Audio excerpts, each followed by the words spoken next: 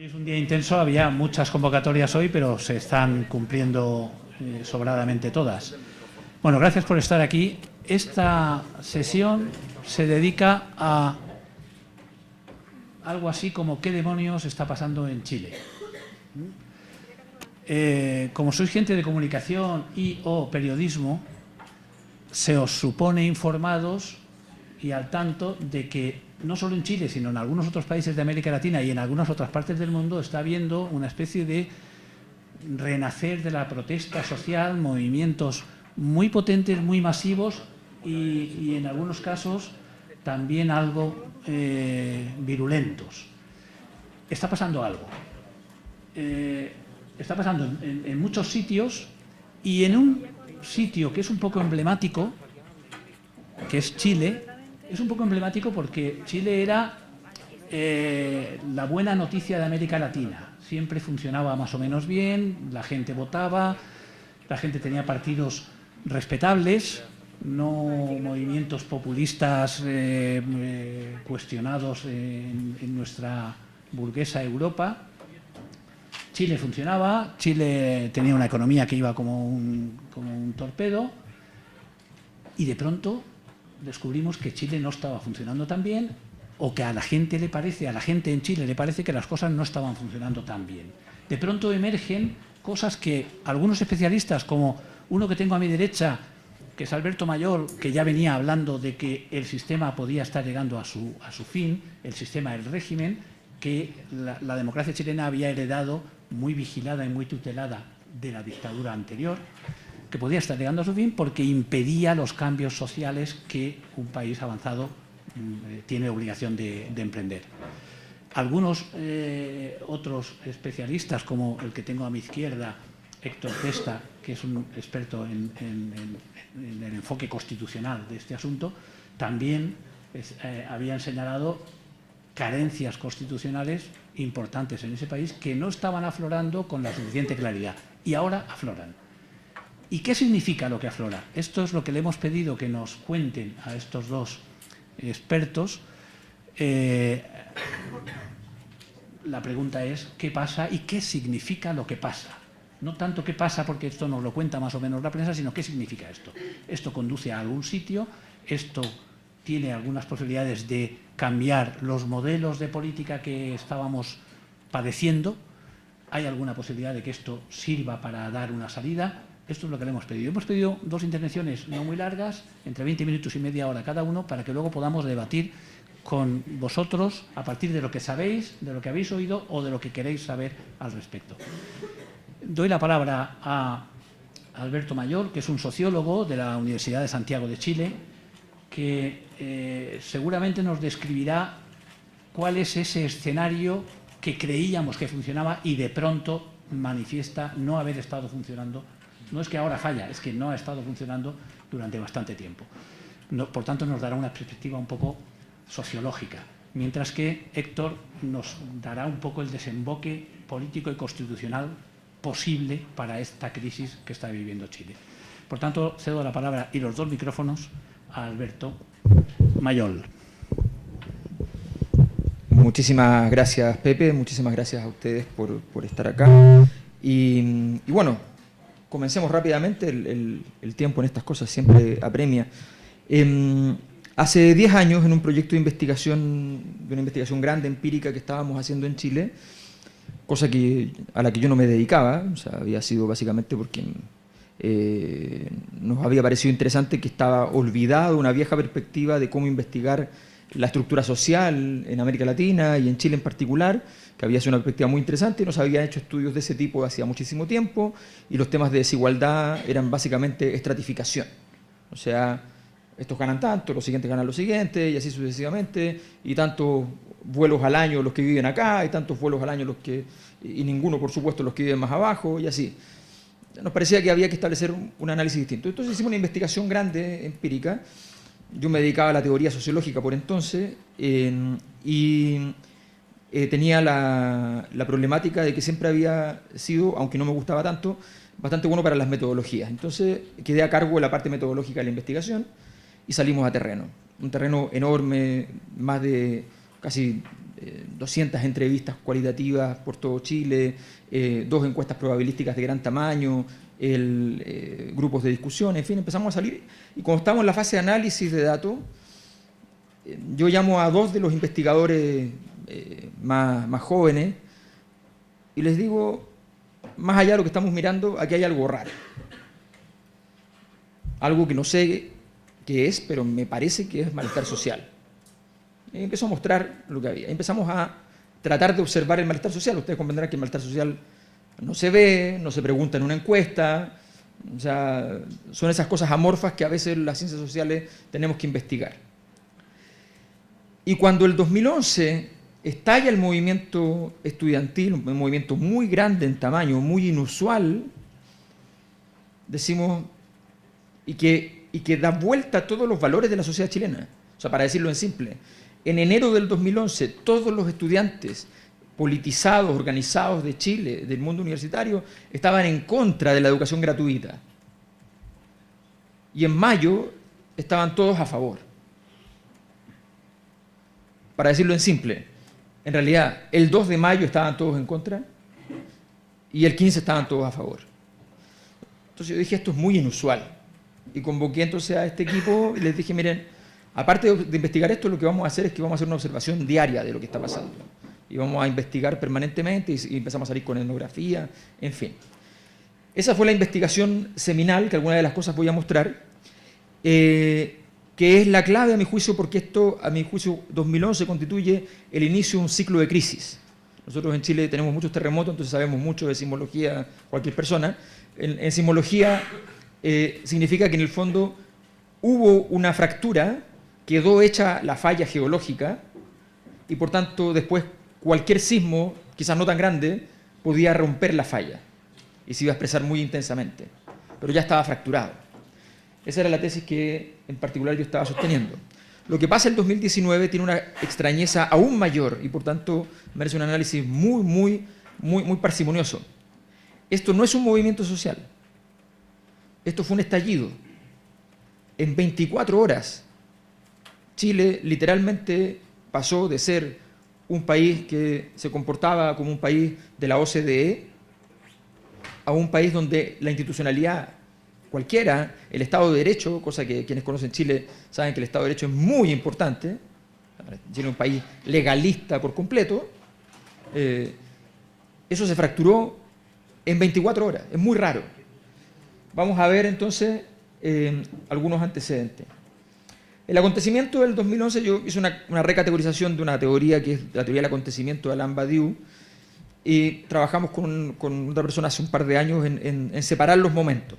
El acontecimiento es el momento disruptivo y llamamos momento cero el momento en que aparece un nuevo régimen de verdad, una nueva propuesta, una nueva forma de entender.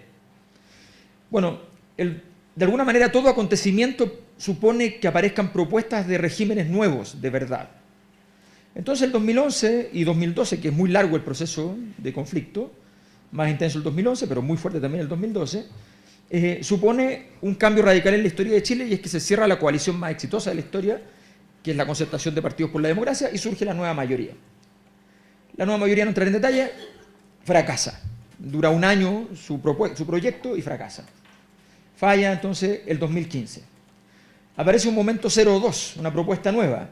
Surge de toda la diáspora que quedaba fuera del sistema político, surge una nueva coalición política, el Frente Amplio. La verdad es que si uno lo mira con detenimiento, desde que aparece hasta que falla, probablemente son meses.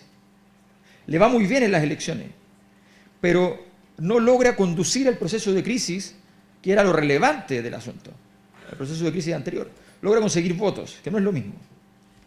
Y el 2019 tenemos el acontecimiento 2, que es esta disrupción gigante, el estallido, y su momento cero, que es el momento 03 de todo este proceso, que es el proyecto constitucional, que esto se va a referir con más detalle. Está Alejandro acá, Alejandro Osorio, que es un investigador chileno, y cito una entrevista que él le hace a un empresario chileno, miembro de un importantísimo gremio empresarial, hace un par de años cuando hizo El Terreno, y les quiero citar porque esto es alucinante. O sea, dice, y este proceso, dice, referido a todo lo que estaba pasando desde 2011, partió con un discurso que dice, mire, hay que cambiar la Constitución porque la gente no está contenta.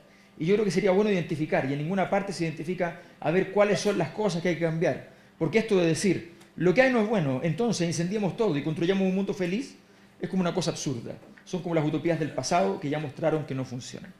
Bueno, lo que pasó el 18 de octubre fue exactamente esto. Exactamente.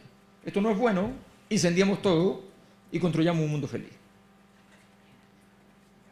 Con el pequeño agravante de que en ese proceso perdías 20, 25 mil millones de dólares entre infraestructura, pérdidas de empleos, en fin, todo el asunto que está pasando. Las disrupciones sociales son muy improbables porque todos somos cómplices del orden social, todos perdemos algo cuando el orden social se desmorona. Por lo tanto, esto es muy improbable y eso es lo interesante. No que hubo gente policialmente que quemó 40, 50, 100 estaciones de metro, que además era un emblema amado por los chilenos. No, eso no es lo importante es que hubo personas de 60 años que todos los días usaban el metro, que son personas conservadoras, que ni siquiera les gusta la protesta y que aplaudían mientras los otros quemaban el metro. Eso es lo importante. Este ciclo de crisis, entonces, hay que distinguirlo también a partir de un elemento que Aristóteles plantea en su teoría de las crisis en literatura. En la tragedia griega él explica lo siguiente, dice, la crisis es cuando acontecen los hechos. Por ejemplo, Edipo se casa con su madre y mata a su padre. Eso es la crisis. Pero cuando Edipo se da cuenta es después de la crisis. Edipo se da cuenta después y se saca los ojos. Eso se llama reconocimiento, dice. La crisis y el reconocimiento son momentos distintos. Normalmente decimos, estamos en crisis. No, estamos en el reconocimiento. ¿Y cuál es el problema? Que cuando uno está en el reconocimiento, nació atrasado, básicamente, porque la crisis ya ocurrió. Esta es la estructura discursiva. Nosotros trabajamos bastante con análisis semiológico, esto es un análisis muy simple, pero bastante útil. Todos los que están en el lado izquierdo están asociados, son conceptos asociados, y todos los que están al lado derecho son conceptos asociados también y son opuestos entre sí. La palabra lucro, el 2011 fue muy importante. No entraré en detalles de cómo ocurrió, pero la gente significó lucro como lo siguiente. Utilidad económica obtenida gracias a una simetría de poder que suponía una merma ética en la conducta de los empresarios y eventualmente, o casi siempre, una conducta ilegal que era impune gracias al poder que tenían. A eso se le llamó lucro. Esta fue la razón por la cual, que yo vengo del análisis de la teoría culturalista, para mí me llamó mucho la atención, porque un concepto que pasa a significar algo tan distinto al concepto original de lucro, y que se da vuelta siendo el concepto más importante de un país como Chile, un país neoliberal, era bastante relevante. Pues bien, lucro significaba privados, bienes de consumo, abusadores, empresas, élites, desigualdad, impunidad, traición. La gratuidad significaba lo público, los derechos sociales, las víctimas, el Estado, la ciudadanía, la justicia, la sanción, la ingenuidad. El 2019, Estado pasa a estar junto a empresa como parte de los abusadores. Esa es la razón por la cual políticamente es muy difícil resolver la crisis del 2019. Porque el Estado no está en el lado de la solución, está en el lado del problema. Y el símbolo de eso es la policía chilena. O sea, ustedes han visto, se hizo mundialmente famosa el tema de las tesis, que el Estado opresor es un macho violador. Esa idea de que el Estado es parte del problema no estaba en el 2011, lo que significaba que tú podías hacer una acción política al respecto. El campo semántico era corto el 2011, era gratuidad y lucro, que significaba abuso. Aquí me parece qué raro. No. Qué raro. El 2019, el campo semántico es bastante más amplio y es bien sorprendente. Ah, no, está bien. El campo semántico recorre 10, 12 conceptos. Eso no es normal. 10, 12 conceptos significa que no tiene ninguno. Lo que sí está claro es que hay muchos conceptos de ellos que son cosas que en Chile son un poco chistes, pero también crueldad, de un humor negro sexual. El concepto de abuso había transitado que además está asociado. El 2011 la crisis parte, antes de ser una crisis política, parte con una crisis de la Iglesia por un caso de abusos sexuales. Había transitado a juntar todo. Y la sensación de estar frente a una élite prácticamente pervertida que estaba abusando de las personas. Por ejemplo, esto es un meme y en Chile pico es pene. No entraré en muchos detalles, pero ustedes comprenderán que lo interesante de una figura literaria como esta, ¿ya?, es que quien está sintiendo el placer no está haciendo algo particularmente placentero desde el punto de vista físico. Lo interesante es que está humillando a otro. Antes la gente decía en las entrevistas, decía, mira, la verdad es que los empresarios y los políticos nos están culeando. Culeando, bueno, ustedes comprenderán lo que significa. Ahora te están metiendo, que es imposible, además es un imposible fártico, el pico en el ojo. O sea, ya ni siquiera quieren sodomizarme, sino que sencillamente quieren divertirse y humillarme. Esa sensación de burla es parte importante de todo este proceso. Ese era Piñera, ese es Sebastián Piñera, presidente de Chile, multimillonario, 3.000 millones de dólares, ¿ya? Famoso por la evasión tributaria, famoso porque su fortuna inicial se hizo literalmente con la quiebra de un banco que se lo llevó para la casa en los 80, en plena dictadura, aunque tuvo el decoro después de votar que no, ¿ya? Si ustedes se fijan, las aprobaciones de los gobiernos, como promedio de cualquier año, bajaron radicalmente, prácticamente a la mitad, desde 2011 en adelante. Los gobiernos tenían menos capacidad de gobernabilidad. Y miren esto, aquí está todo el set de años donde hubo movimientos sociales importantes en Chile desde 2011. La energía del 2011 es alta, el tema es definido, pero expansivo, la estructuración del liderazgo existe, hay liderazgos, Camila Vallejo, ustedes recordarán, por ejemplo, fortaleza de los liderazgos muy fuerte, los líderes tenían control sobre el movimiento, el impacto institucional alto. Después de 2012 un movimiento más regionalista, la energía es media alta, los temas son claros, pero no son expansivos, son liderazgos semiestructurados, pero la fortaleza de los liderazgos son fuertes, no muy fuertes, pero son fuertes, y el impacto es bajo. El 2016 es un movimiento contra el sistema de pensiones, la energía es alta, la definición temática es muy clara, no expansiva, solo pensiones, los liderazgos son estructurados, pero son débiles, y el impacto institucional es bajo, a pesar de lo grande de la movilización. El 2018 es un movimiento feminista, gran energía, alta, tema claro, no expansivo, no se fue a otras áreas, desestructurado los liderazgos, débiles la fortaleza de los liderazgos y el impacto institucional medio, básicamente se incorporaron cuotas en distintos lados, qué sé yo. Y el 2019, lo que tenemos, energía muy alta, la más alta conocida en la historia de Chile, de hecho. La definición temática es difusa y expansiva, nadie sabe de qué estamos hablando. Estructuración de liderazgo desestructurado, no hay líderes. Fortaleza del liderazgo débil, si aparece alguno muere a los 5 minutos. Y el impacto institucional muy alto. Estas cosas no pasan. Entonces, sociología es una extravagancia total. Estas cosas no pasan. Se había negado históricamente la tesis del malestar. Desde que apareció en el año 98, apareció un informe del Programa de Naciones Unidas para el Desarrollo, una investigación grande, y dicen, hay malestar en Chile. El gobierno que financiaba el estudio les dijo, la palabra malestar no va importada. Entonces se llamaba el malestar de la modernización y pasó a llamarse las paradojas de la modernización. Y adentro se redujo a la mitad la palabra malestar para que no molestase. Un importante sociólogo de la Concertación, que fue ministro de la Concertación, ministro de Educación, decía al respecto que los 4 argumentos sobre el malestar, los 4 estaban equivocados, que no había tal cosa como el malestar.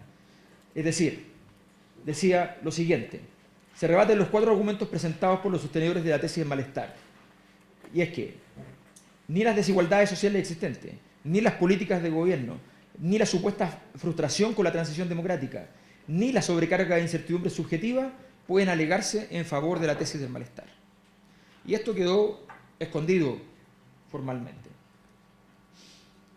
La tesis contraria con intensidad es la que aparece, la que planteo yo el 2011 en una reunión que era una conferencia, después se publica en libro el 2012, pero lo doy en una conferencia, y era el siguiente: los desequilibrios generados por el modelo económico en Chile suponen una merma de legitimidad de la institucionalidad política y de la operación del modelo económico de tal magnitud que se ha generado una fractura de gran tamaño.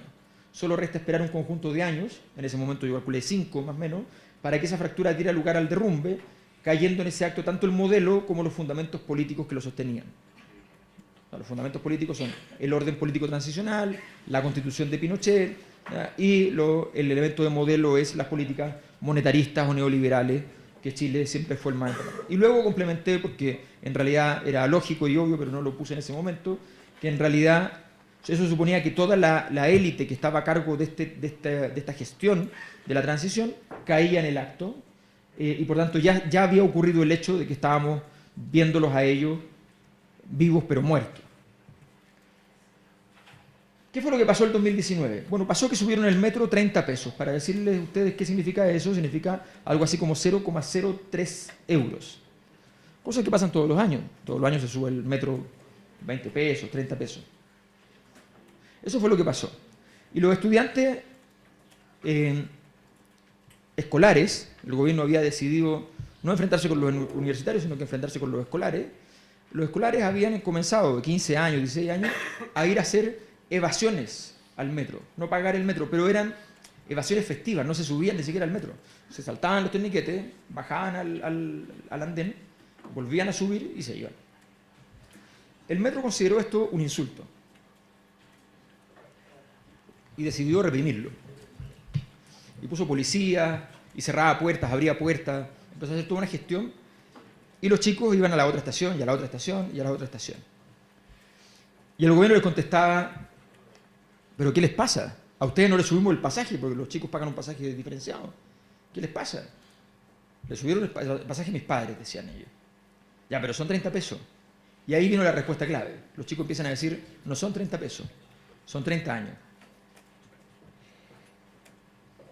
Entonces, ¿por qué una sociedad de pronto convierte 30 pesos en 30 años? Esto es lo que llamamos la conducta que vimos el 18 de octubre y 19 de octubre fundamentalmente, pero de ahí para adelante, la verdad, todos los días, es lo que llamamos en psicología infantil un muchacho, una muchacha desregulado, un instante de desregulación, una disrupción, que se define como trastorno explosivo intermitente, desafiante, frustrado, impulsivo y desproporcionado. Todo eso estaba pasando, pero estaba pasando por algo. Si uno le pregunta a un psicólogo qué sugiere frente a eso, ¿ya? Hágale cariño al niño. No fue lo que hicieron, básicamente. Siempre se pensó que Chile no cumplía ninguna variable de riesgo de fractura social. Ahí he sistematizado 14 razones por las cuales se fracturan las sociedades, de acuerdo a la literatura mundialmente existente. La verdad, no entraré en detalles, la presentación queda para ustedes. Chile cumplía las 14. Y por tanto no se había deseado observar aquello.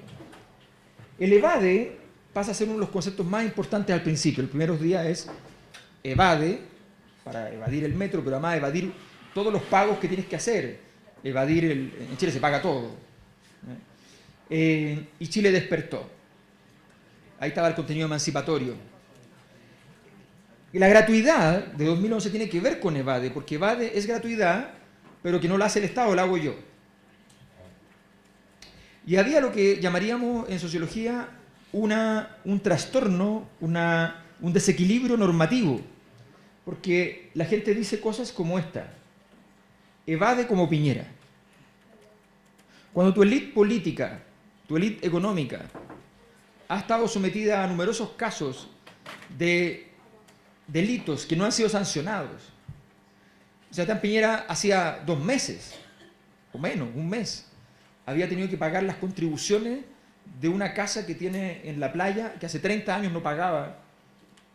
Estamos hablando, qué sé yo, unas contribuciones que costarán 100 euros el año. Tiene 3.000 millones de dólares.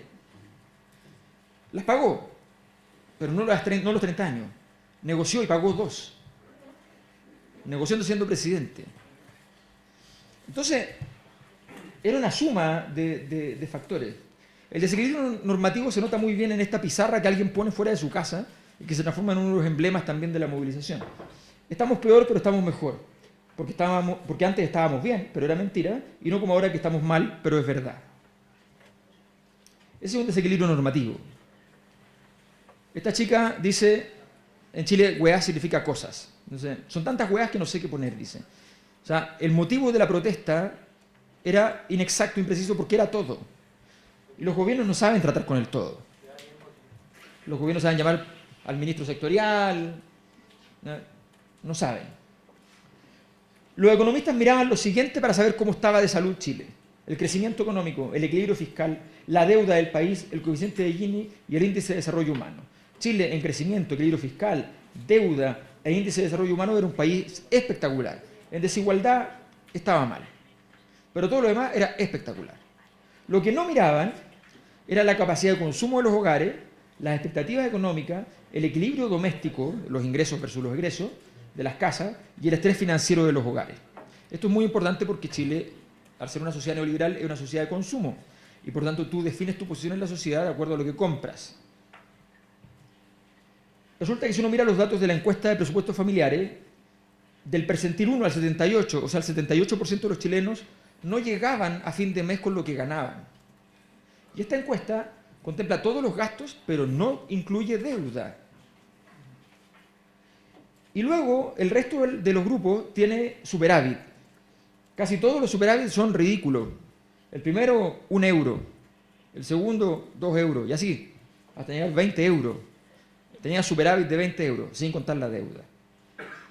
Y lo único que tiene un superávit importante, ustedes ven ahí, es el primer decil, el 1% más rico. Y la deuda. La deuda había crecido como porcentaje del gasto del hogar, había crecido desde el 19% el 2007, luego había bajado el 2014 a 14% y había subido a 28%, se había duplicado en 3 años, el 2017. Los bancos salieron a colocar y... Entonces, ¿cómo se financia el aumento de deuda normalmente? Se financia con un alto crecimiento. Si el país crece al 4 al 5%, la máquina más o menos anda. Pero si el país tiene un momento lento, se hace muy difícil. ¿Qué es lo que debería hacer un ministro de Hacienda ahí? Decir, bueno, ¿saben qué? No gasten mucho porque hay que apretarse el cinturón. Pero ¿qué hacen los ministros de Hacienda en el neoliberalismo? Dicen, no, porque en el neoliberalismo el consumo es una de las variables que mueve la economía hacia arriba. Siempre es allí un 40 o un 50% más alto el crecimiento del consumo que el crecimiento del país. Y por tanto dicen, si yo no tengo un 6, un 7% de crecimiento en el consumo, el país no crece al 3,5%. Entonces ellos empujan y dicen, no se preocupen, esto va a mejorar. Es un momento nada más. Siga. Vamos, usted puede. Chile es un país caro y aquí hay variables que son cruciales en todo esto. El costo de educación superior. La universidad, por ejemplo, entre 2.000 euros anuales y 6.000 euros anuales, incluyendo las públicas. Nota al pie. Pensión media, 260 euros. Ingreso hogar en 2018, 600 euros. Hogar de 4 personas promedio, 600 euros. Un país de $25.000 de per cápita. Gasto en salud, 6,4% del ingreso hogar, uno de los más altos en el mundo. Fundamentalmente por el precio de medicamentos. Pero Chile tenía un gasto público ejemplar. Está por debajo de todos los promedios en el mundo. Acceder al seguro de cesantía es un tremendo problema.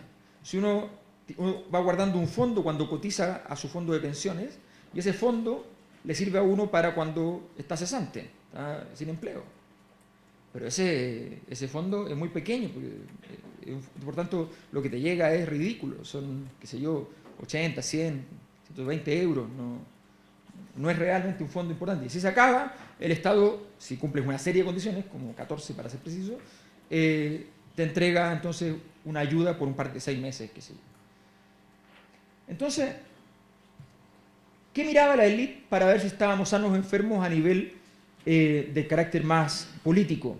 Decía el nivel de felicidad de la gente, la participación electoral, la evaluación de personajes públicos.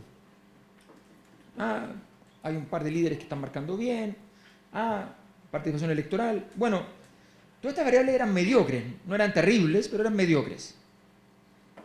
Pero no miraban las cosas más graves, la legitimidad de las instituciones, el poder de la élite política versus la élite económica. El poder de la élite económica en Chile es mucho más alto que la élite política.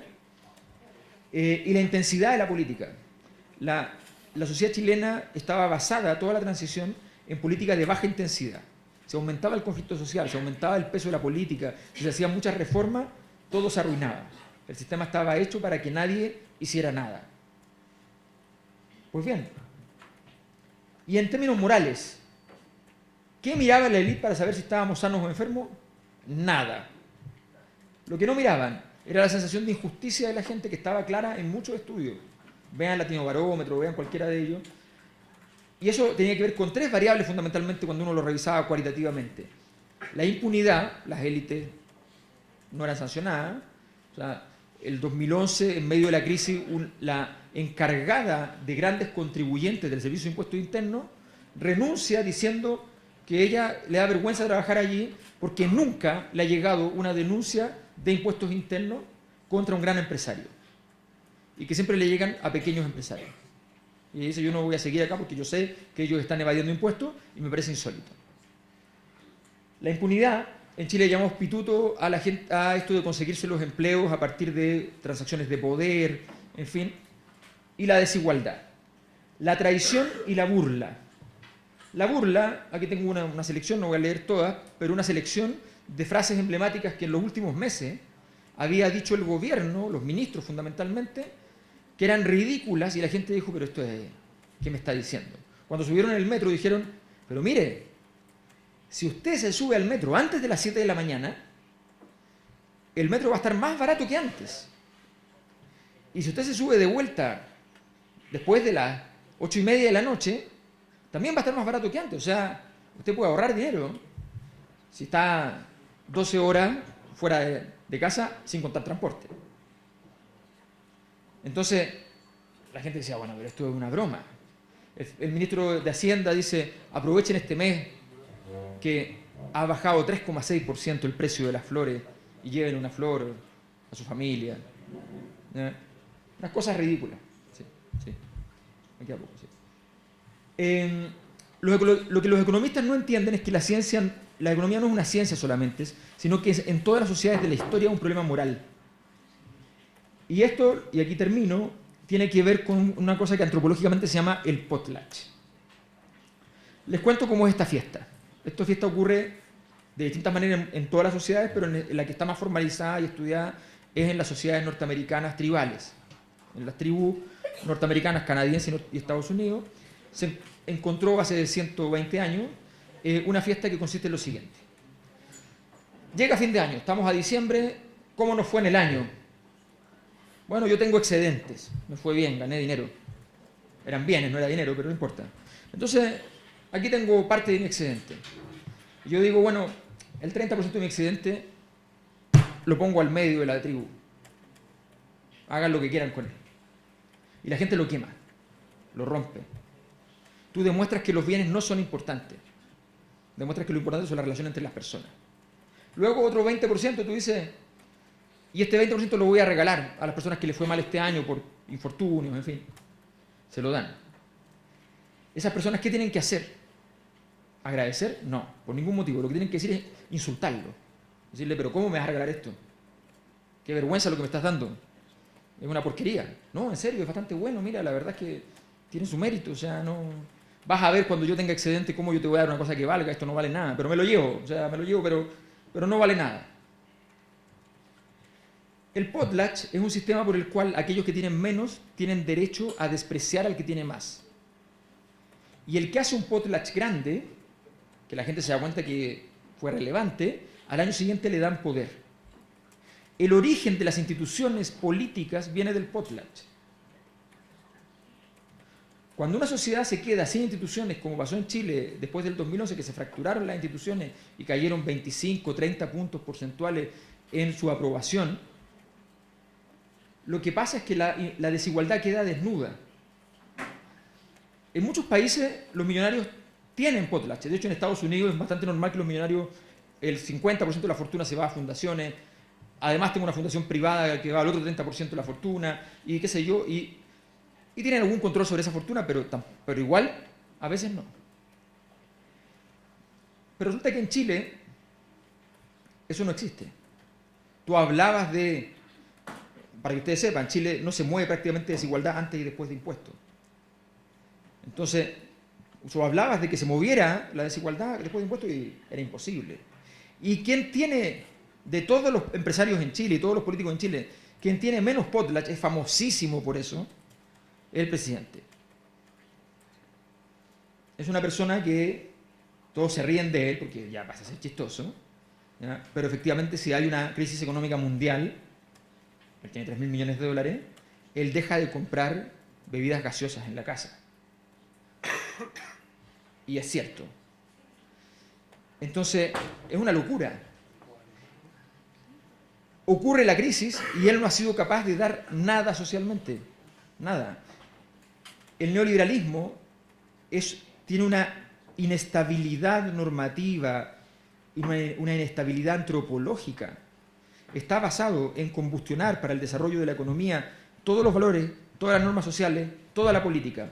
Y cuando estalla, como pasó en Chile, lo que nos queda es una sociedad rota, la gente por diferencias pequeñas empieza a odiarse, un modelo derrumbado pero sin ningún proyecto para poner encima. No hay hoy día un proyecto de sociedad económico que esté para decir vamos por acá. Y una política inútil. Y gran parte de los desafíos entonces de la salida es que la política no puede ser inútil, pero la gente no le hace caso a la política. Y gran parte de los desafíos de transformación de Chile, incluyendo el constitucional, es lograr que la política logre sostener esos procesos, cosa que no va a ser fácil en esas condiciones. Vale, muchas gracias.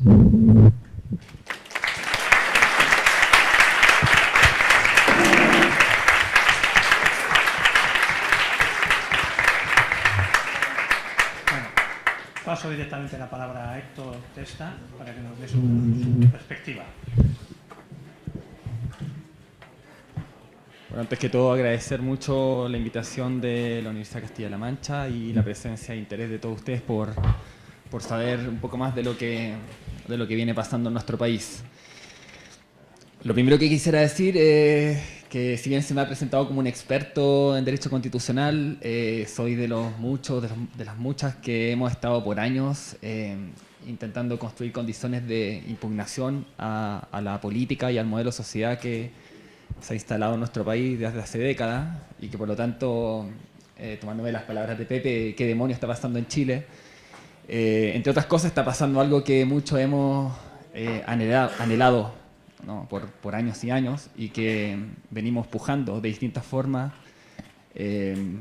porque nuestro pueblo de Chile, como decía el lema que se ha hecho famoso para conocer esta revuelta, despertara, ¿no? Despertara un letargo que nos ha tenido viviendo en una de las sociedades más desiguales y con mayor profundidad de la instalación del modelo neoliberal en el mundo. Lo segundo que quisiera decir es cuando tiene que ver con el título de esta actividad que decíamos que es una revuelta, ¿no? Es una gigantesca revuelta popular que ya va en su día 46, 47. Al principio, cuando esto estalló, el día viernes 18 de octubre, como reseñaba en parte Alberto, venía unas movilizaciones de hace varios días y semanas, ¿no? Y quizás estirándolo un poco más de meses, encabezado por el movimiento estudiantil secundario. Y en el último par de semanas habían impulsado una movilización relativa al alza en el pasaje del metro, que bueno, en la semana de ese día viernes 18 de octubre se fue tomando cada vez más fuerza y que estalla ese día viernes con una fuerza popular inusitada, ¿no? Ese mismo día el gobierno decreta el estado de excepción constitucional de emergencia, que es algo que detallaré más adelante, y la gente se vuelca a las calles, ¿no? Se vuelca a las calles desacatando, resistiendo ante la presencia de los militares en las calles, cosa que era altamente insospechada tan solo el día anterior, ¿no? Si es que alguien el día jueves hubiera dicho que iba a estallar una revuelta el día posterior, hubiera sido tratado como loco, ¿no? Pero ya 46, 47 días de transcurrido este suceso, esto ya no es solo una revuelta, sino que es un suceso histórico, digamos, inédito en la historia de nuestro país, y ya toma unos ribetes que podrían ser incluso catalogables como un proceso quizás revolucionario, ¿no? Revolucionario en el sentido de que apunta a la transformación generalizada de los marcos en los que se ha desarrollado nuestra sociedad desde hace 40 y tantos años, ¿no? Desde la instalación de la dictadura militar y la instauración del modelo neoliberal en Chile. Y la otra mención que se hace en el título de esta actividad tiene que ver con lo constituyente, que es lo que yo más voy a desarrollar, ¿no? La revuelta ha puesto sobre la mesa la exigencia de un cambio constitucional total, ¿no? No solo una reforma constitucional, sino que la redacción de una nueva constitución. Entonces, yo voy a explicar por qué hemos llegado a este punto, cuáles son las características, la importancia que tiene la constitución vigente para entender la amplitud, radicalidad y profundidad de lo que viene pasando en nuestro país en las últimas semanas. Lo primero es decir que la redacción de la Constitución de 1980 se da en el contexto de la dictadura militar, encabezada por el dictador Pinochet, que transcurre entre los años 73 y 1990, ¿no? Esta dictadura, a diferencia de las otras dictaduras y regímenes dictatoriales, autoritarios que asolaron nuestro continente durante las décadas de los 60 y los 80, tiene la particularidad, ¿no?, que en el caso chileno logra instalar, ¿no?, un modelo de manera altamente sistemático y profundo, ¿no?, en un contexto global donde se puede perfectamente decir que Chile es un pionero en esta instalación neoliberal. A mediados de los 70 surge desde diversas dimensiones una impugnación de las élites, ¿no?, a una respuesta de las élites que tiene que ver con el desmonte de los consensos sociales, políticos y económicos que se habían instalado en el mundo después de la Segunda Posguerra Mundial, o en algunos lugares antes de ello, ¿no?, pero que tienen que ver con políticas de un Estado o de un espacio público que se intenta hacer cargo de un sinnúmero de dimensiones de la vida social de cada uno de los países, ¿no? A nivel global, eso se expresa en los referenciales gobiernos de Margaret Thatcher en el caso del Reino Unido y de Ronald Reagan en Estados Unidos, y con anterioridad a eso, como un documento que es importante señalar, el documento de la Comisión Trilateral, ¿no?, de un informe que se redacta encargado por las élites globales, que señala que uno de los problemas de los regímenes políticos tiene que ver con la sobrecarga de demandas y de exigencias sociales, y que por lo tanto había que desmontar, ¿no?, la posibilidad de una política que se hiciera cargo de ello, ¿no? Entonces hay todas las políticas de privatización, de mercantilización y de instalación de una democracia de baja intensidad, como señaló recién Alberto, ¿no? Las condiciones para esto fueron excepcionales para el caso chileno, ¿no? Una dictadura con altísimos niveles de terrorismo de Estado, ¿no?, que había puesto fin a un intento de construcción de una vía chilena al socialismo, como se señalaba por parte del gobierno de Salvador Allende y la Unidad Popular,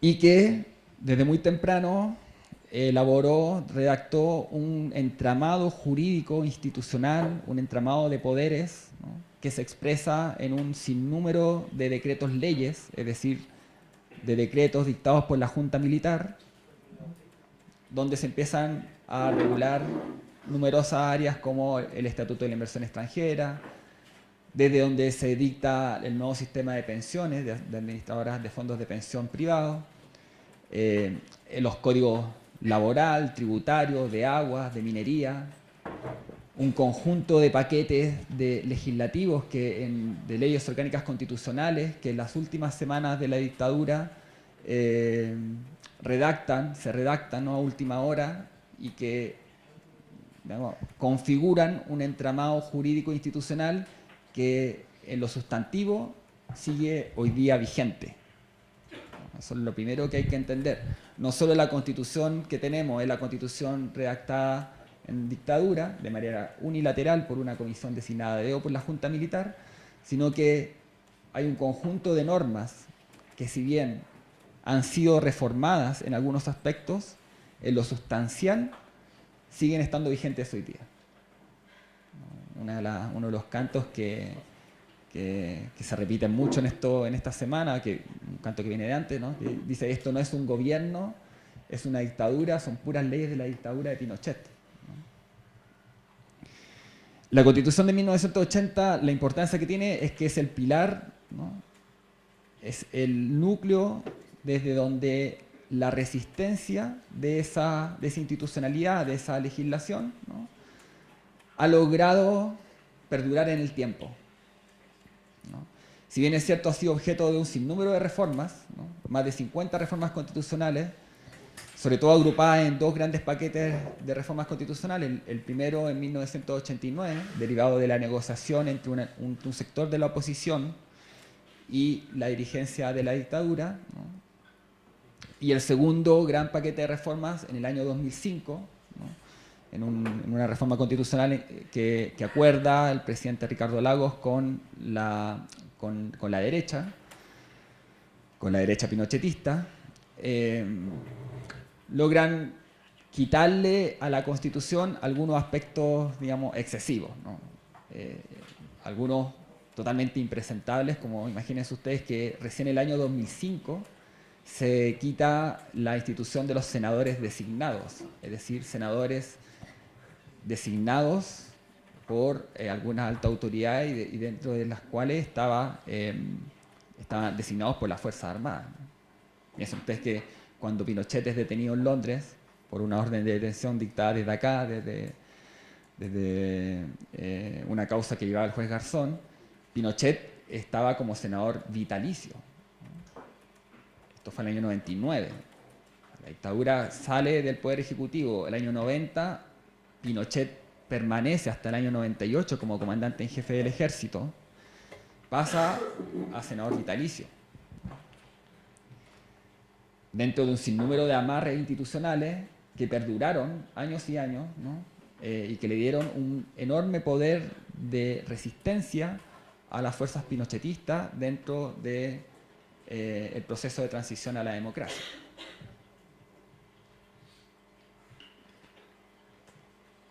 Entonces, en este modelo del modelo, por así decirlo, ¿no?, Chile es algo así como el modelo del modelo neoliberal, como reseñaba Pepe al inicio, ¿no? Es el país donde las élites regionales y globales han puesto siempre como ejemplo, como referencia a seguir, ¿no?, para la implementación de políticas de orden neoliberal que hasta el día de hoy, ¿no?, son digamos, la pretensión de una buena parte de las élites del mundo, ¿no?, y que se caracteriza por un ultracapitalismo, ¿no?, marcado por una muy profunda mercantilización de todas las esferas de la vida, de individualización, ¿no?, de pérdida de todo sentido colectivo, y de privatización de áreas que antaño se habían considerado como propias de la esfera estatal o del ámbito público, ¿no? Los gobiernos de la Concertación, que se instalan a partir del año 1990 y que perduran hasta el año 2009, perfeccionan, profundizan ese proceso.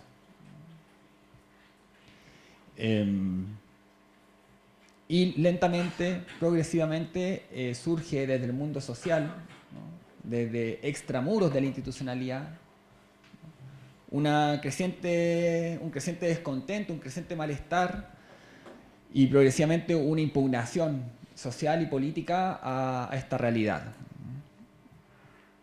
¿no? Progresivamente eso también va tocando no solo demandas sectoriales, sino que va cubriendo también el entramado constitucional y legislativo que les mencionaba recién.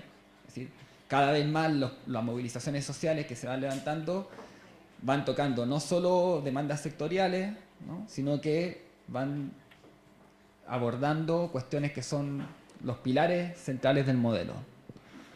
Y ahí tenemos, sabido es, muy conocido, los procesos de movilización estudiantil, algunos lo reseñaba Alberto, en el año 2002, en el año 2006, en el año 2011, ¿no? Pero entre medio todos los años prácticamente hay movilizaciones estudiantiles. Tenemos la impugnación que hace el pueblo mapuche, ¿no? Que bueno, eso viene antes del modelo neoliberal, que tiene que ver con un signo del colonialismo que han padecido todos los países de nuestra América.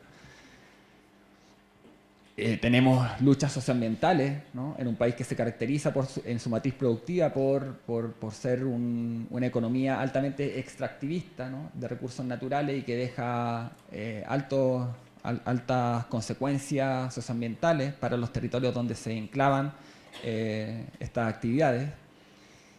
Tenemos el último rato la demanda relacionadas con el sistema de pensiones, con gigantescas movilizaciones de más de 1 millón de personas en el año 2016-2017, y los últimos par de años, las movilizaciones más grandes encabezadas por el movimiento feminista, ¿no? Eso en un creciente proceso de politización y movilización popular, que es el antecedente directo de esto, ¿no? Y que se va alimentando además de un progresivo descaro, ¿no? Y como reseñaba Alberto, una progresiva burla y una dinámica de abusos de parte de la élite, ¿no? Que empieza no solo a cometer actos muy descarados de corrupción, ¿no? Que empiezan a cuestionar, ¿no? Esto que se señalaba al principio de un país donde las instituciones funcionan, ¿no? Cada vez fue quedando más claro que las élites estaban forzando la Constitución y la legislación vigente, ¿no? Violándola abiertamente en muchos casos, ¿no? Y taponeando todo tipo de control o de justicia institucional en relación a este torcimiento de la legislación vigente, ¿no? Tanto por parte de la élite política como por parte de la élite económica. Para reseñar algún ejemplo relacionado con una de las demandas más importantes de todo este tiempo, con la cuestión educacional, la legislación orgánico-constitucional relacionada con la educación prohibía el lucro en la educación superior, cuando todo el mundo sabía que en las universidades privadas, que han ido cada vez más tomando terreno, ¿no? Quitándole terreno a la educación pública, todo el mundo, y era muy notorio, todo el mundo sabía que había un lucro exorbitante en ella. Y el último rato, lo que les reseñaba, con casos de corrupción abierta, de complicidades público-privadas, donde hay casos donde se ha comprobado que desde gerentes de empresas, desde las altas gerencias de empresas se dictaban leyes, ¿no? Correos filtrados donde políticos le daban cuenta de sus labores a los grandes poderes empresariales, ¿no? En leyes muy significativas, muy cruciales, como la ley de pesca, como la legislación que regula la propiedad de los recursos naturales, etcétera, ¿no? Y bueno, una demanda constitucional que en el año 2011, se podría decir que el año 2011 genera un hito de inflexión porque el movimiento social logra superar todo el bloqueo político y el bloqueo comunicacional, que es otra cuestión muy importante señalar. Chile es uno de los países con mayor concentración de los medios de comunicación masiva que hay en nuestro continente y posiblemente en el mundo. ¿no? Entonces el bloqueo mediático ante todo este proceso de movilizaciones, de protesta social, ha sido muy, muy grande y se mantiene hasta el día de hoy. Pero el año 2011 se logra rebasar esa frontera, y en un proceso de movilización que dura 5 o 6 meses, ¿no? con gigantescas marchas y concentraciones de prácticamente todas las semanas, ¿no? De 200.000, 300.000 personas en Santiago y otras tantas cientos de mil en el resto del país, ¿no? Y se instala con esto en el gobierno de Piñera, ¿no? El gobierno entre 2010 y 2014, el primer gobierno de Piñera, ¿no? En el 2014, en el 2013, se elige por segunda vez Michelle Bachelet, ¿no? Ya con una coalición ampliada, ya no es la vieja concertación, sino que se le renombra con el nombre de Nueva Mayoría, que es básicamente los partidos de la ex concertación más el Partido Comunista, ¿no?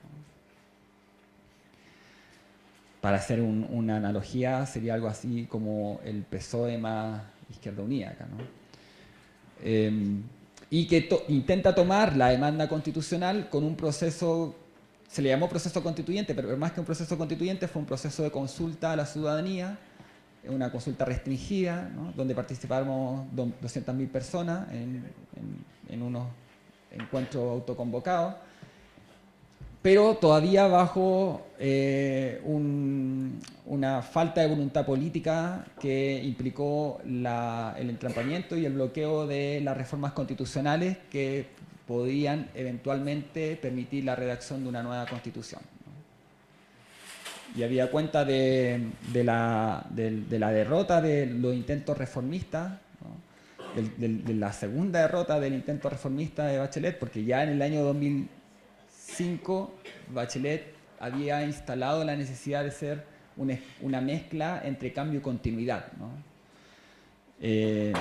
Pero en el transcurso de su primer mandato y también en el de su segundo mandato, la continuidad se impuso, ¿no? Con creces frente al cambio.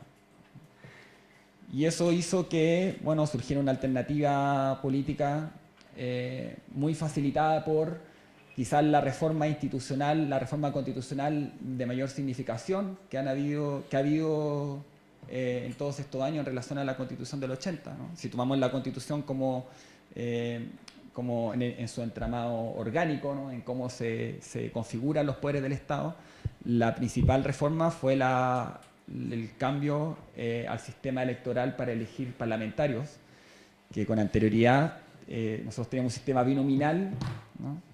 Que básicamente consistía en hacer prácticamente imposible la entrada al Parlamento de una tercera fuerza. Entonces, el Congreso estuvo durante todo este tiempo compuesto solo por los partidos de la coalición de derecha, ¿no? de los sectores políticos que estuvieron en la dictadura, más la oposición moderada a la dictadura, aglutinada en la concertación de partidos por la democracia, como se le llamó. Por primera vez eso se transforma y entra al Parlamento una pluralidad algo mayor, ¿no? Como reseñaba Alberto, con la entrada del Frente Amplio al Congreso.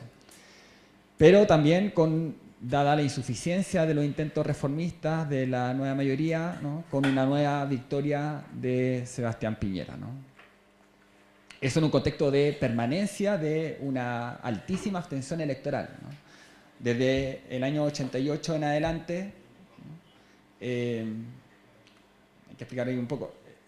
El año 1988, bajo dictadura, se abren los padrones electorales para votar en el plebiscito del sí y el no frente a la dictadura.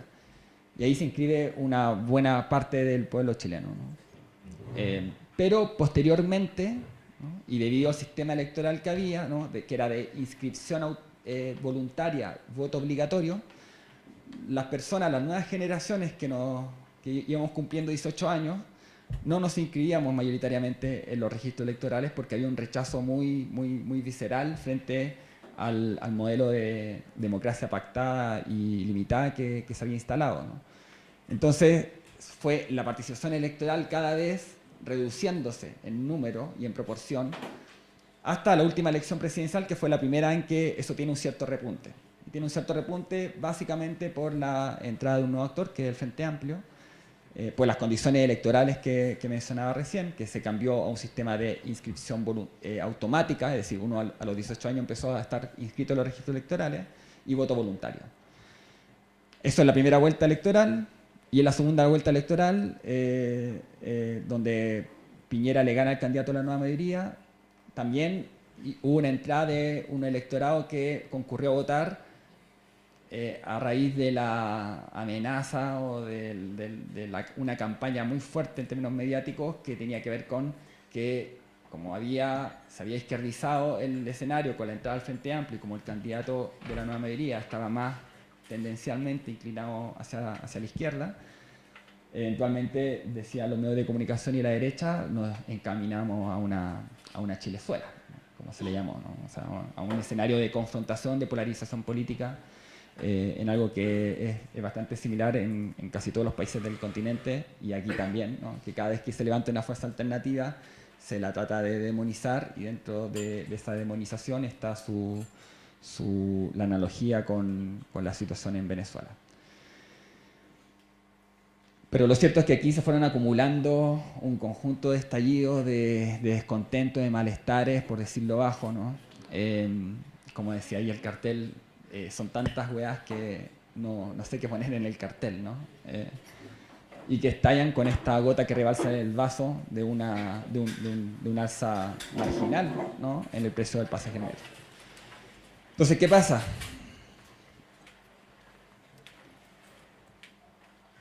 Con este proceso, una vez que estalla la revuelta, ¿no? El gobierno responde con como reseñé al inicio, con una respuesta militarista frente a la revuelta. Dicta un estado de excepción constitucional, ¿no? Estado constitucional de emergencia, ¿no? Que se había utilizado anteriormente, pero solo para casos de catástrofes naturales, en particular terremotos, lo cual implica la sacada de los militares a la calle. Y ya desde ese mismo día, ¿no? Del mismo sábado 19 de octubre, lo que hay es un desacato masivo de amplísimas franjas de la ciudadanía a la presencia de los militares, ¿no? Una reacción que un historiador muy renombrado en Chile caracterizó como una especie de respuesta emancipadora, libertaria del pueblo chileno frente a la aparición del trauma histórico que le significaba volver a ver a los militares en las calles. Un trauma intergeneracional que terminó por desatar todas las rabias y las indignaciones populares y que le dieron una fuerza inusitada a esta revuelta, ¿no? Respuesta militarista que se hace incluso forzando la letra, ¿no? De la regulación constitucional y de la ley orgánica constitucional que regula los estados de excepción. Es decir, lo que aquí ha habido es un gobierno que ha tomado medidas, ¿no? Totalmente violando la regulación de los estados de excepción constitucional. El detalle de eso es muy largo, pero por una parte se han tomado acciones que tienen que ver más con...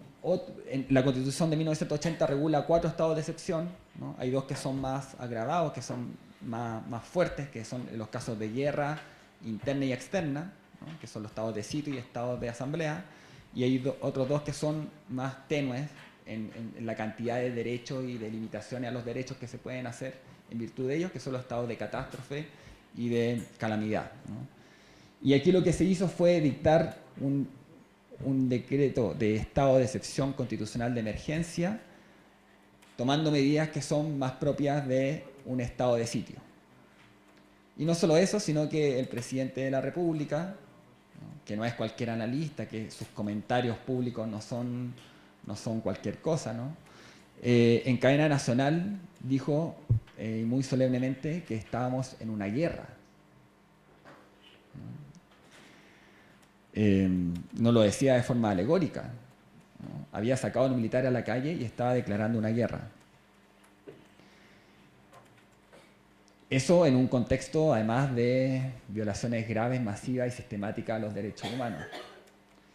Estamos hablando de, hasta esta fecha, 250 personas que han perdido ojos. 1.900 personas están encarceladas en este momento por hechos relacionados con la revuelta. Aproximadamente unas 20.000 han pasado por detención. La cantidad de heridos oficiales, según el Instituto Nacional de Derechos Humanos, que es la instancia de derechos humanos oficial, parte del Estado de Chile, un organismo autónomo, pero parte del Estado de Chile, asciende de heridos atendidos en lugares de atención pública de salud, ¿no? Asciende a más de 6.000 personas. Eso sin contar la cantidad de personas que han sido atendidas en tiendas no oficiales, ¿no? En los propios lugares de movilización social. Se han instalado, se han puesto lugares de atención para atender ahí mismo a las personas que están en muchos lugares de combate entre manifestantes y Carabineros de Chile, ¿no? Carabineros de Chile es una fuerza policial que es de carácter militar, ¿no? El artículo 1 de la ley que regula Carabineros de Chile dice que es una policía militarizada, y eso se condice con su formación, con su instrucción, con la doctrina con la que ellos se forman, y también con mucha parte del equipamiento con el que cuentan, ¿no? Mirá por ahí la última cifra que han salido. Estamos hablando de que en estas semanas se han utilizado más de 97.000 bombas lacrimógenas. Aproximadamente 10.000 granadas de mano, granadas lacrimógenas de mano. Fuerza policial además que viene hace años y años actuando como una verdadera fuerza de ocupación en las regiones del sur, implicada en el conflicto mapuche-chileno o chileno-mapuche, y que ha sido el actor principal, atendió de que el gobierno tuvo que suspender el estado de excepción constitucional de emergencia debido a que el estado de emergencia, a diferencia del estado de sitio y el estado de asamblea, lo puede dictar unilateralmente el gobierno sin autorización del Congreso, pero a los 15 días necesita autorización del Congreso. Y el gobierno no tenía la mayoría en el Parlamento para mantener el estado de excepción, por lo tanto retiró a los militares de las calles, aunque se ha mantenido la amenaza militar como cuestión abierta en el debate público la semana siguiente, ¿no? O sea, aquí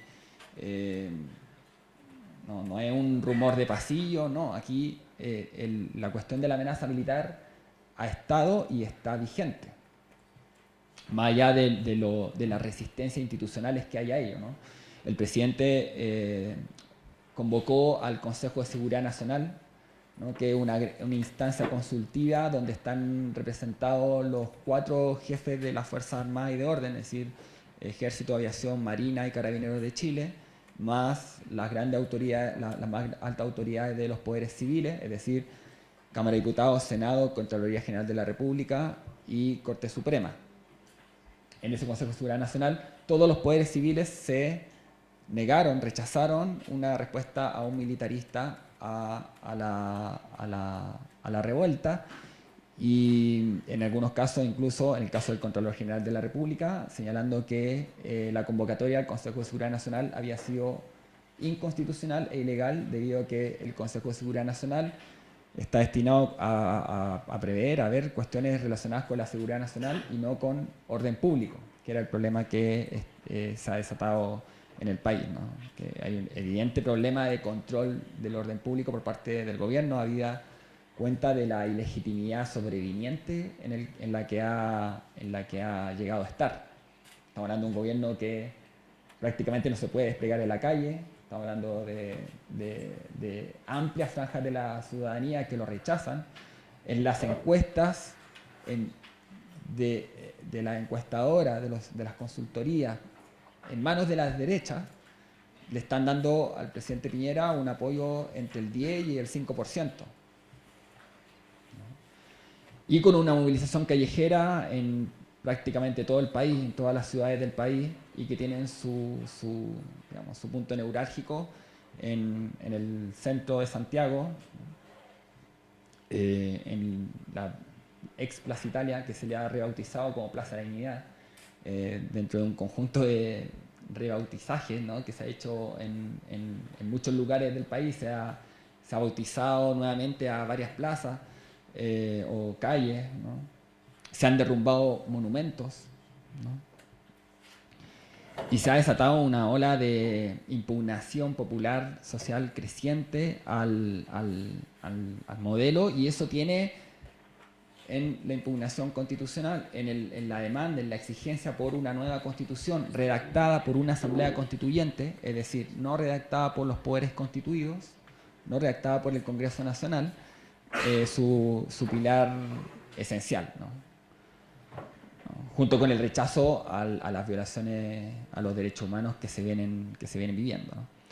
Y hace 2 semanas, ¿no?, un conjunto de fuerzas políticas, ¿no?, y con esto voy terminando para dar paso a los comentarios y a las preguntas, pero voy a reseñar esto que es muy importante porque tiene que ver con cuál es la situación actual, ¿no?, en qué punto se encuentra hoy día este proceso. Un conjunto de fuerzas políticas del gobierno y de la oposición, ¿no?, digamos, la sumatoria de los partidos del gobierno de Piñera, más los partidos de la exconcertación, más una parte del Frente Amplio, han concurrido a la suscripción de un documento que establece las bases mínimas para el proceso constituyente, ¿no? Y esta última par de semanas el debate ha estado en torno a los términos de ese documento. Algunos somos muy críticos de esos términos. Voy a reseñar muy a grosso modo eso para después quizá abordarlo en la segunda ronda, pero todo proceso constituyente en la historia de la humanidad implica una puja, una disputa entre los poderes constituidos y el poder constituyente, entre las instituciones constituidas, entre la clase política y las clases dirigentes que han sido propias de esos poderes constituidos, y el poder constituyente que impugna la legitimidad y la eficacia de ese régimen previo. Y en este caso, bueno, y cada proceso constituyente es muy singular en cuanto a el grado de radicalidad y profundidad con que esa puja se da y en el resultado de esa disputa, ¿no? Hay procesos donde el proceso implica un poder constituyente que pasa por encima totalmente de los poderes constituidos, y hay procesos donde los poderes constituidos logran amarrar, logran controlar la fuerza constituyente y logran un proceso más bien pactado y transaccional. Y entre medio hay un sinnúmero de grados, digamos, de distintas formas en las que eso se puede concretar. Y en el caso de los términos de este documento, a juicio de las posturas críticas, a él se le da un control muy fuerte por parte de los poderes constituidos al proceso constituyente en curso. Se instala una comisión técnica que le da mayoría a las fuerzas continuistas, y más bien quienes anhelan un cambio más bien cosmético y no sustancial al orden constitucional. Se establece un sistema electoral y de presentación de candidaturas que mantiene el sistema actual y que por lo tanto se le da una posición de privilegio, de mayor facilidad a los partidos políticos constituidos en relación a las fuerzas que se han movilizado este mes y medio.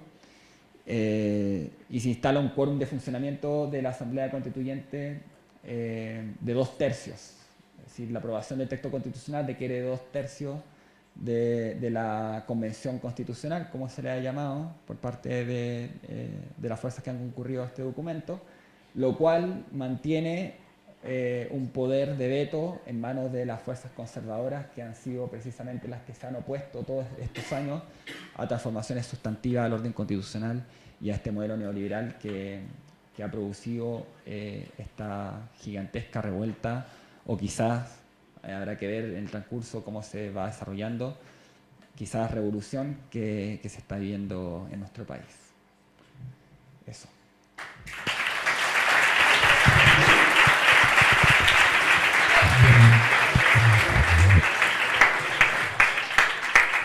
Bueno, nos queda un ratito para comentarios e interpelaciones. Gracias a los dos por su intervención. Nos han dado dos perspectivas del asunto. Espero palabras, pero mientras yo lanzo una primera pregunta urgente. Entonces, ¿vamos a tener una constitución nueva o vamos a tener en Chile una reforma de la que hay? ¿A qué escenario nos vemos abocados? ¿Con ese acuerdo de los partidos es suficiente para pasar a una fase constituyente plena que dé como fruto una constitución que ya no le deba nada al pinochetismo, o vamos a tener que transaccionar también en eso?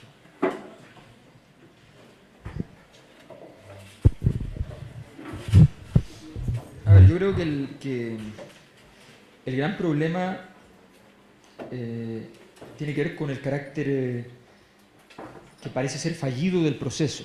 Me explico. Hay un filósofo ruso, Herzen, que decía que cuando se producen cambios en las sociedades, todos estamos esperando, ansiosos, que aparezca el heredero, el hijo de la época que va a conducir los nuevos destinos. Y normalmente, decía Herzen, las épocas de turbación no aparece ningún heredero, solo hay, dice, una viuda embarazada. Una viuda embarazada, la palabra viuda significa hueca y embarazada significa preñada. O sea, es una contradicción en los términos. Eso significa que lo que nace de allí es un ser que no se hace cargo, no es capaz de hacerse cargo del proceso.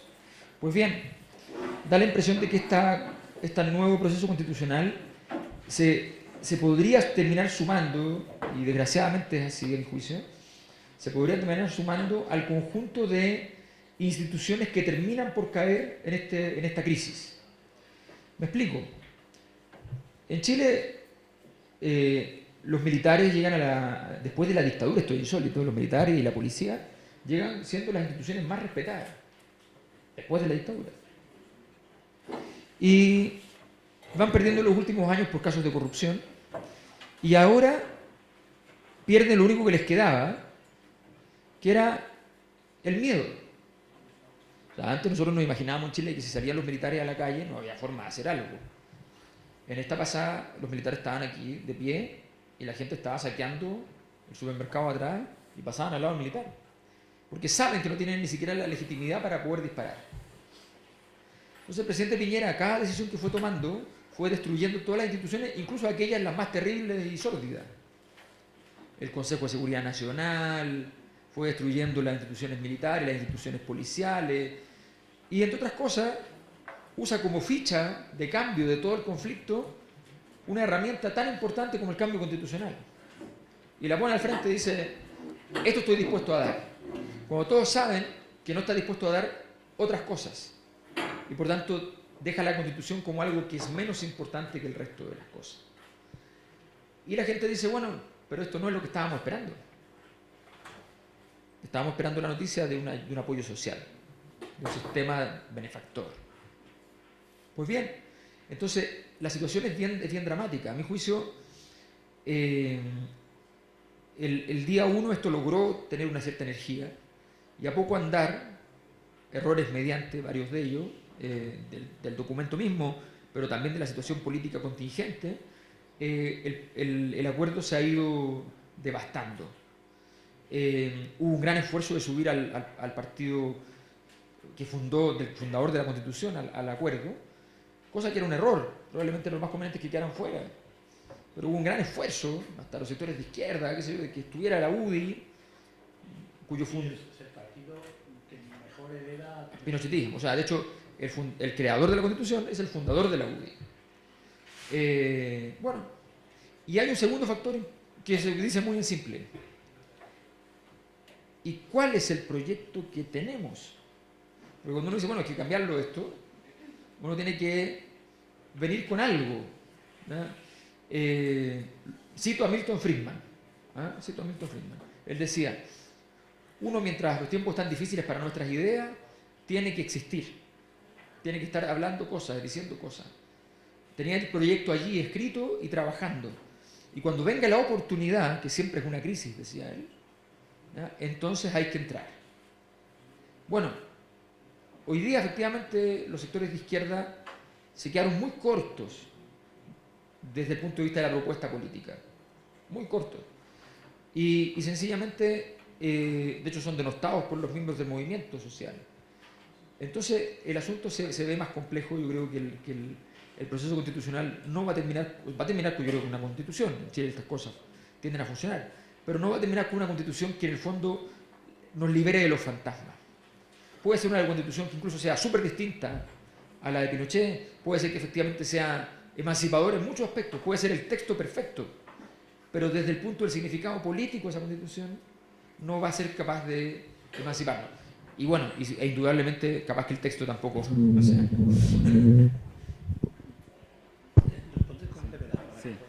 Sí, lo primero que quisiera señalar es que el documento no es un hecho consumado, ¿no? El documento, ustedes lo pueden, quien quiera verlo, tiene 2 páginas, ¿no? Entonces, establece un conjunto de normas, de principios, pero muy acotados, ¿no?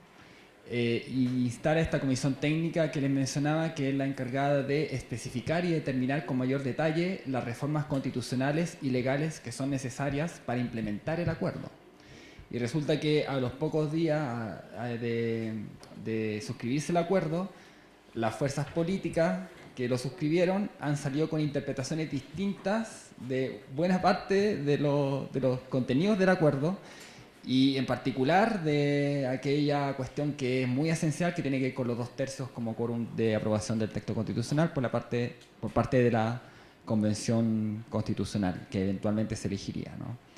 Entonces no es un hecho consumado, es posible que este acuerdo detone por dentro, ¿no? Porque todavía no ha sido concretado las reformas constitucionales y legales que son necesarias para llevarlo a cabo. Por otra parte, desde el mundo social, ¿no? Hay un actor que no se ha mencionado todavía, que tiene que ver con el mundo social movilizado, ¿no? Que se ha articulado en torno a un conglomerado que se llama Unidad Social, ¿no? Donde están las principales organizaciones sociales del país, las principales organizaciones del mundo sindical, de trabajadores, del mundo feminista, del mundo socioambiental, del mundo por la educación, ¿no? Y ese conglomerado ha rechazado de plano los términos del acuerdo. Y no solo eso, sino que en el sinnúmero, en las cientos de asambleas y cabildos populares que se han levantado en estos 47 días, ¿no? En la mayor parte se ha rechazado también el acuerdo, ¿no? Y desde el día 1 de firma del acuerdo, ¿no? El acuerdo se presenta en sociedad a las 2 de la noche, pasando un jueves para un viernes, ¿no? A las 2 de la noche, nótense, en una conferencia de prensa donde estaban sus suscriptores. El mismo día viernes la movilización continuó con prácticamente la misma intensidad que los días anteriores, ¿no? Y si bien ha amainado en algunos lugares la masividad, ¿no? Esto se debe más bien a la respuesta represiva y militarista que va haciendo mella también en quienes, y ahí me involucro también, en quienes estamos yendo a la calle a manifestarnos en condiciones de represión militarizada. O sea, lo que les mencionaba, van 25 muertos, pero también miles de heridos, miles de detenidos, 250 personas que han perdido sus ojos. El documento señala un itinerario. Este itinerario, en resumidas cuentas, es que en abril hay un plebiscito de entrada, ¿no? donde se nos pregunta si queremos o no una nueva constitución y cuál es el mecanismo para hacerlo. Si es una convención constitucional electa 100% para este efecto, o si es una convención mixta de mitad de parlamentarios actuales con delegados constituyentes electos para esta ocasión, o si es una convención constitucional, como les decía, 100% electa para esto, ¿no? En octubre estaría siendo la elección de los delegados constituyentes, ¿no? Lo harían coincidir, hay elecciones regionales y municipales, lo harían coincidir con esa elección. Y, por lo tanto, la Convención Constitucional eventualmente estaría entrando a funcionar a fines del 2020 y tendría 9 meses de funcionamiento prorrogables a 3. Eventualmente lo que quiere hacer el gobierno es que el 2021, ¿no?, se dé el plebiscito de ratificación del nuevo texto constitucional junto con la elección presidencial y parlamentaria que está prevista para ese año.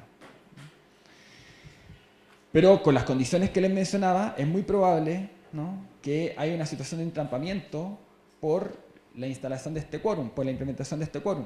Porque la derecha ya ha salido diciendo de que ellos no están por ceder en cuestiones que son centrales para ellos, como por ejemplo, bueno, sin número de materias, ¿no?, pero dentro de eso tiene que ver con uno de los argumentos que se ha señalado por parte de los defensores, que es que los 2/3 no son tan graves porque lo que no llega a acuerdo constitucional después puede ser legislado por quórum simple.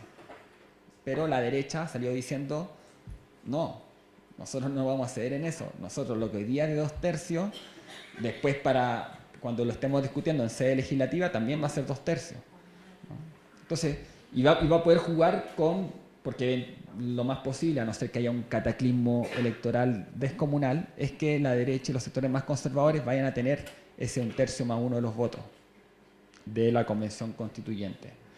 Entonces es muy probable que el proceso se entrampe, ¿no?, que la derecha y los sectores más conservadores pongan encima de la mesa la única posibilidad de redactar una nueva constitución en la medida de lo posible, es decir, una constitución que vaciada de contenidos, que no permita marcar un punto de inflexión, que nos permita posteriormente ir desmontando, ir superando, ir reformando todo este entramado jurídico, legislativo que les mencionaba, que sustenta legislativamente al modelo neoliberal, ¿no? Entonces, posiblemente también desde nuestro sector, desde los sectores que queremos impugnar el modelo neoliberal, probablemente también nuestra tarea hoy día sea obtener ese 1/3+1 de la Convención Constitucional para también tener nuestro propio poder de veto, ¿no? Y lo más probable es que, si es que eso sea así, es que lo que haya sea una discusión constitucional en la instancia constituyente que sea altamente difícil de llevar a cabo, ¿no?, porque las posiciones en disputa están en lugares diametralmente opuestos, ¿no? Tenemos una derecha muy recalcitrante que no va a ceder en la reforma de los pilares centrales del modelo, y por otra parte tenemos amplias franjas de la ciudadanía, del pueblo chileno, que queremos modificar cuestiones sustanciales del modelo, ¿no?, para ir reemplazándolo por otro. Y eso además va a coincidir con una elección presidencial y parlamentaria, en víspera de una elección presidencial y parlamentaria. Entonces, imagínense ustedes la tensión que va a haber, ¿no? Además, con la incertidumbre acerca de un gobierno con las características que les estaba comentando, con unos niveles de rechazo altísimos, con una calle que está literalmente incendiada, por así decirlo, ¿no?, con altísimos niveles de confrontación en las calles, ¿no?, y de masividad también, ¿no?, que hay una arista que es bastante violenta de confrontación, pero también hay una masividad, a pesar de esa violencia, que se ha mantenido en prácticamente todas las ciudades y los pueblos del país. Entonces, no sé si un gobierno en estas condiciones aguante 2 años y medio más, ¿no? Lo más probable es el bloqueo. Entonces, eso. Ana, ¿querías decir algo? Acepto peticiones. Habla fuerte porque no se grabará. Bueno, lo que procedía desde mi punto de vista la división de Piñera y Soca, en el sentido en que ha de vulnerar la propia legislación vigente para declarar un estado excepcional, sacar los militares de la calle y las consecuencias que tiene a nivel de sociedad, de protesta y de revuelta social. No lo hace y anuncia un proceso constituyente que es su salvavidas y la izquierda aplica las pruebas. Esto es básicamente ha sucedido. El acuerdo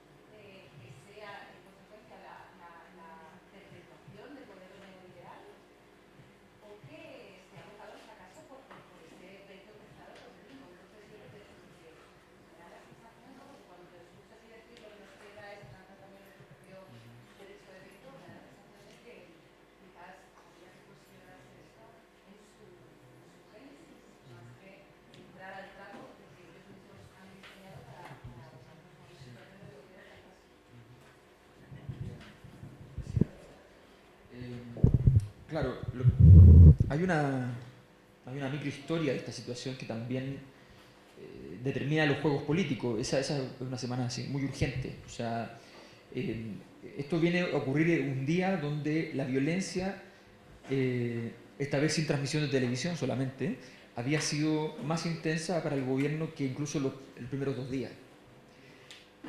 Y Piñera iba a tomar la decisión de convocar a estado de sitio para que los militares salieran, pero salieran a disparar.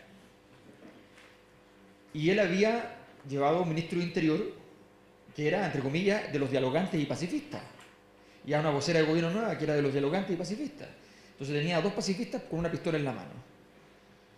Y ellos le dicen, por favor, le dicen, deme 24 horas para conseguir un acuerdo con la oposición. Y ahí entonces, ¿y un acuerdo para qué? Para un cambio constitucional. Entreguemos eso y avancemos por esto.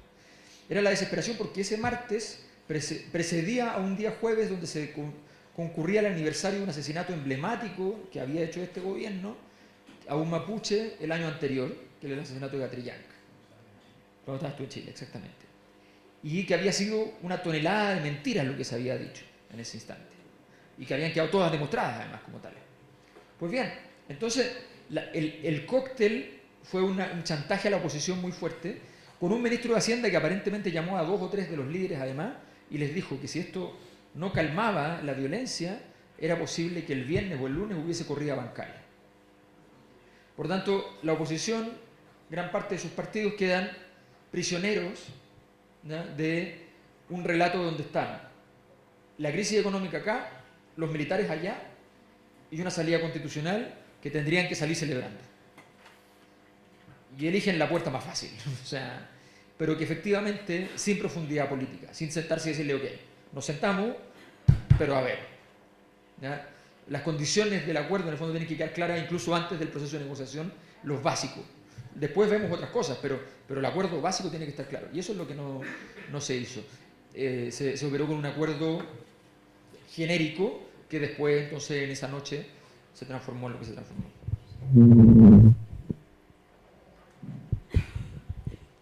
Sí, si bien no sabemos cuándo, pero yo creo que la Constitución de 1980 está muerta. Yo creo que el golpe de gracia, de hecho, se lo dio mismo Piñera cuando violó la Constitución al dictar el estado de emergencia y cómo se desplegó en ese momento la fuerza militar en las calles. Ahora, ¿cuándo y cómo se hará eso? Es algo que todavía es incierto, ¿no? Nosotros quisiéramos todavía modificar los términos del acuerdo en el sentido que hemos reseñado mucho, o sea, rebajar el quórum, instalar otras condiciones de participación. Hay cosas que no he mencionado, pero por ejemplo la rebaja de la edad para votar, la participación de los chilenos en el exterior, condiciones de igualdad entre los partidos políticos actuales y los independientes, etcétera, etcétera, ¿no? Si es que eso no se lograra, lo que les mencionaba, lo más probable es que aquí haya una situación de entampamiento donde la única opción de una nueva constitución posible sería una constitución, como decía, en la medida de lo posible, ¿no?, acorde al continuismo, ¿no?, una transformación constitucional gatopardista, donde las cosas, el texto de la Constitución cambie, pero en la nueva Constitución no haya nada sustantivo, no hayan contenidos que permitan ir entrando en una nueva época histórica en el país. Pero de todas formas va a haber una elección presidencial y parlamentaria donde el debate político va a estar muy, muy marcado por la cuestión constitucional y sin duda el proceso constituyente que se ha abierto no va a cerrarse hasta que haya un reemplazo de esta constitución por una vía constituyente y no solo por una reforma constitucional, porque es de tal magnitud lo que ha pasado que es muy difícil darle una cierta reversibilidad, ¿no?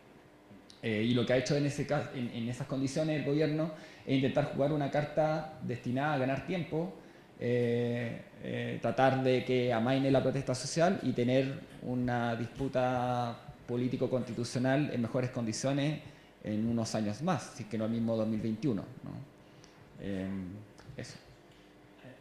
A ver, faltan 5 minutos para las 3, pero tengo 2 palabras. No acepto más. Lo siento, Alejandro. Bueno, Alejandro porque es chileno, es mi amigo chileno.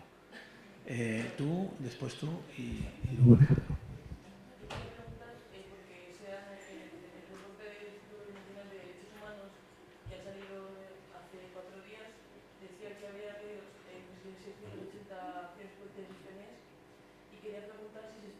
están reconociendo la tortura sistemática en el país, o si se ha llegado a reconocer la tortura sistemática o no, a partir de la ley.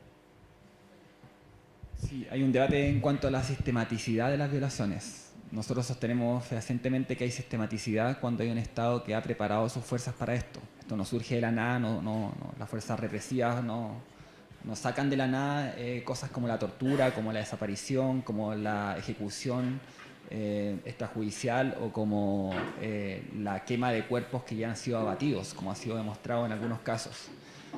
Esto dice relación, como decía, con una formación de la policía y de los militares chilenos que está directamente involucrado con lo peor de la política global, con el imperio estadounidense, con el envío efectivo a la Escuela de las Américas que sigue en funcionamiento, con la instalación en Chile de una base militar policial en la región de Valparaíso, en Concón, en conjunto con Estados Unidos, donde se ha adoctrinado y preparado a las fuerzas para escenarios de convulsión social como la de actual. Tiene el antecedente además de la participación de los efectivos chilenos en la intervención de Haití después del golpe que se le hizo, el golpe injerencista que se le hizo a Jean-Bertrand Aristide, y con la continuidad de unas fuerzas armadas que están cooptadas por un sector de la política y de la sociedad chilena, ¿no? Desde eso no ha tenido ninguna modificación sustantiva después de la dictadura militar.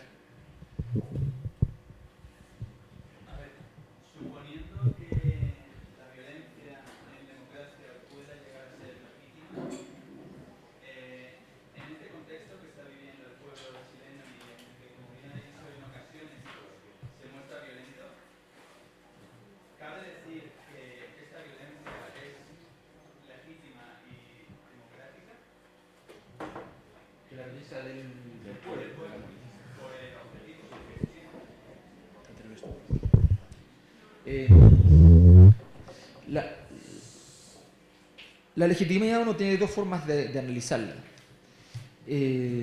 Los sociólogos entendemos la legitimidad como un hecho, no a mí me parece que es legítimo.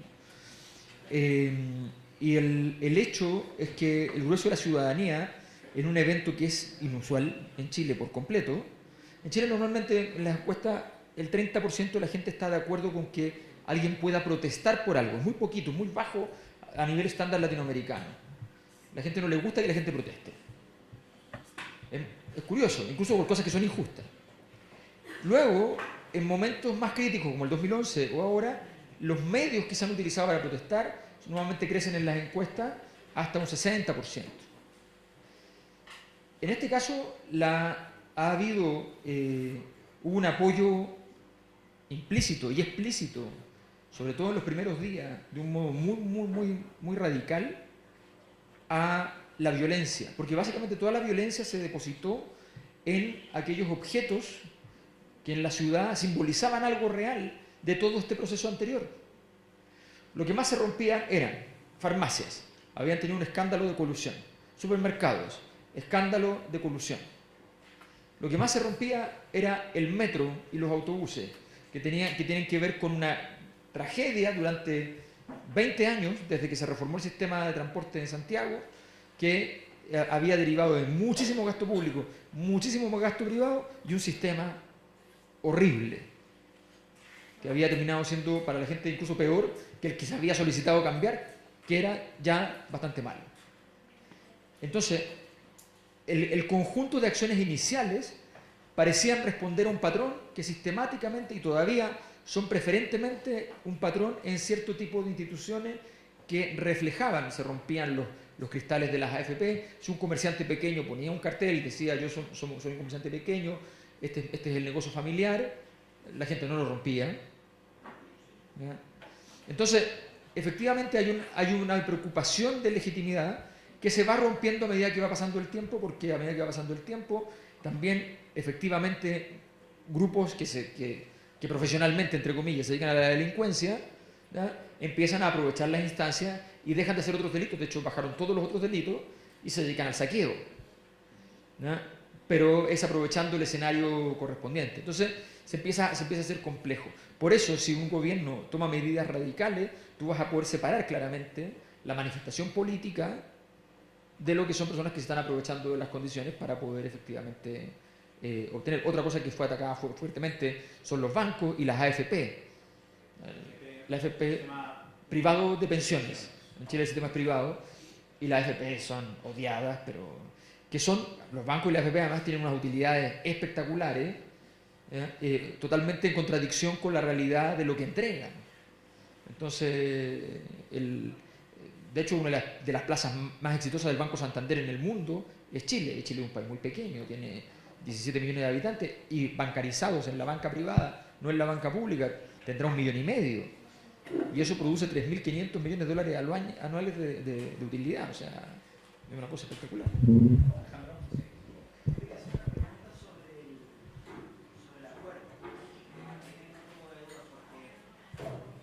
Levanta la voz. Me gustaría entender la crítica que se le hace al procedimiento del propio acuerdo. Es decir, no cabe la posibilidad de interpretar estos 2/3 como una posibilidad de que no se repita lo mismo que hace la Constitución de 1980, que plasma la visión justamente del bando vencedor en la propia Constitución que perdura hasta el día de hoy. Es decir, claro, la crítica que se le hace desde la izquierda generalmente a este acuerdo es justamente que los 2/3 van a evitar, obviamente, una aplanadora, ¿no? Por parte, entre comillas, de las fuerzas sociales que están demandando una transformación profunda. Pero de algún modo pareciera ser como que eso era justamente lo que se identificaba en la Constitución de 1980, ¿no? Que la minoría, o que digamos que la expresión de la minoría se había plasmado en la Constitución de 1980. Entonces mi pregunta es, ¿no es posible interpretar o hacer una lectura como que estos 2/3 justamente evitarían esa misma situación, una aplanadora de vuelta, en el entendido, digamos, de que esta convención constituyente, que lo más probable que va a salir, también sea un reflejo fiel de lo que está pasando en la sociedad chilena? Es decir, si realmente la sociedad chilena quisiera un cambio estructural, la sociedad no tendría que eso reflejarse también en la propia convención constituyente. Esa es la primera pregunta. Y la segunda que quería hacer, señor Alberto, es que me gustaría saber cómo tú podrías explicar, conforme a todo lo que habéis puesto ahí con datos, tenemos toda esta inercia que pareciera cuestionar el modelo, ¿cómo sale de esto Piñera cuando todos los indicadores, o sea, se supone que Piñera es el mal de todos los males, ¿no? Representa lo peor de la sociedad chilena? Un empresario corrupto, que siempre está en el borde de la ley, que representa los abusos, etcétera, etcétera, digamos, la figura, el mal de todos los males, digamos así. Y sale electo presidente. Por orden. Pero os pido extrema brevedad. Titulares. No quisiera aplazar el almuerzo de todos, pero no quiero dejar pasar la pregunta anterior relacionada con la violencia.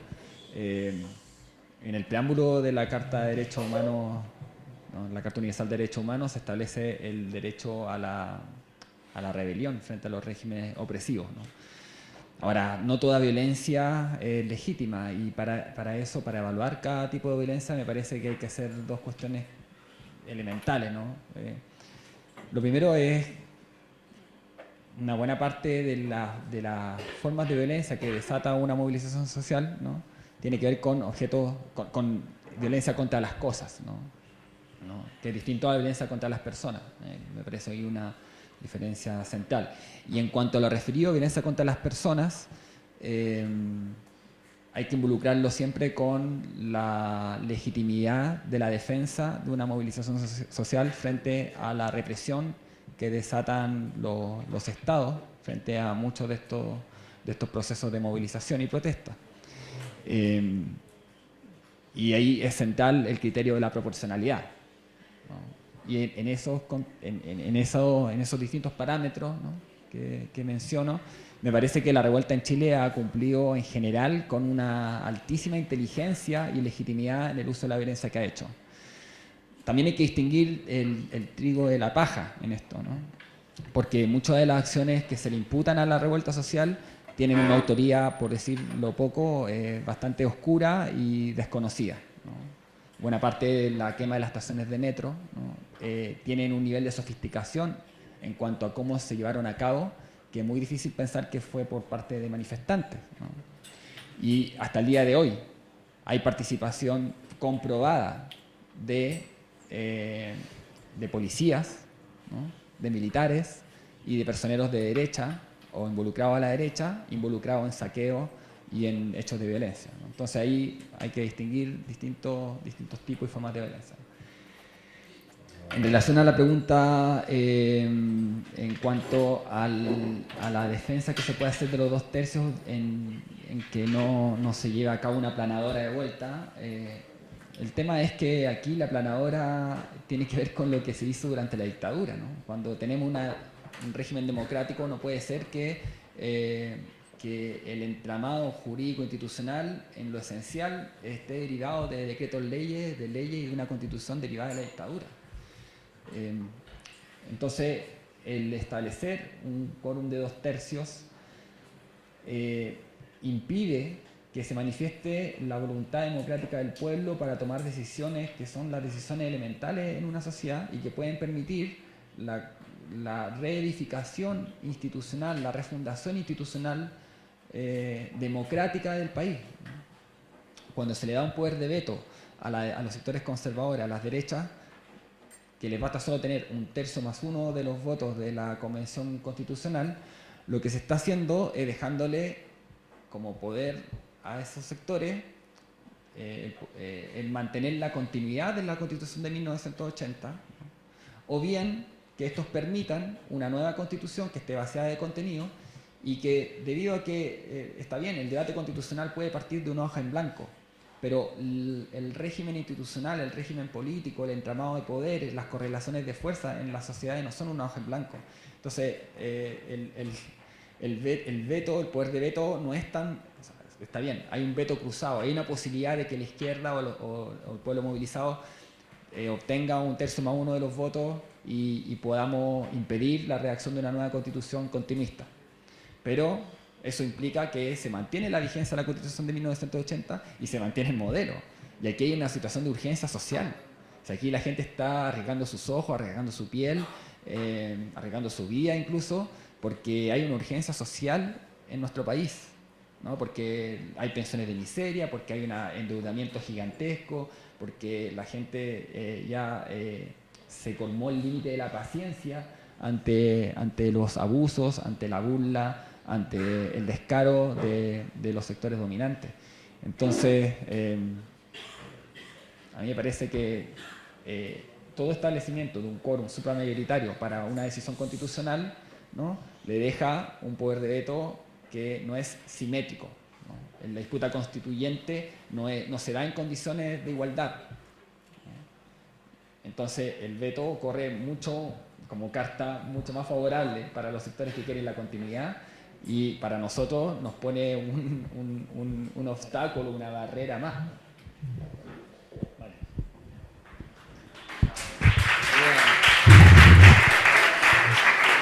Me queda la respuesta, lo siento, lo hago rápido. Sebastián Piñera, él decía, un multimillonario, empresario, que cuando entró en política no lo querían recibir y puso mucho dinero y ganó, fue presidente una vez. ¿Y por qué fue presidente? Porque la gente dijo, nos va a traer dinero. Nos va a traer dinero. Yo miro para el lado un poco y cuando vuelvo a mirar hay dinero. No sé cómo lo consiguió, pero él sí. Eso pasa en su primer mandato.